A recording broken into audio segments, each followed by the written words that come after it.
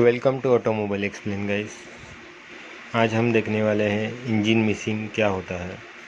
Engine missing यानी कि आपके जो इंजन सिलेंडर रहते हैं उसमें 4 में से 1 सिलेंडर या 2 सिलेंडर आपका मिस फायर करना या फिर टाइमिंग पे इग्निशन नहीं कर पाना, उसे इंजन मिसिंग कहा जाता है। इंजन मिसिंग की वजह से आपका जो इंजन का वर्किंग है वो अबनॉर्मल हो जाता है, आपके वाइब्रेशंस बढ़ जाते हैं, आरपीएम फ्लक्चुएशंस होते हैं।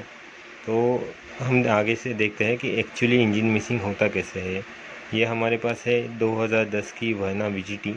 इसमें हम आगे देखेंगे कि इंजन मिसिंग कैसे होता है।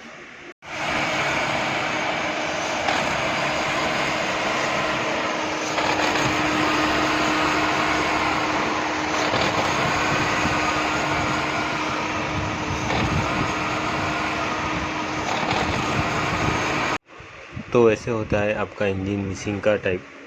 अगर आपको ये वीडियो अच्छा लगे रहेगा तो प्लीज़ लाइक, सब्सक्राइब और शेयर कर दीजिए। Thank you so much guys.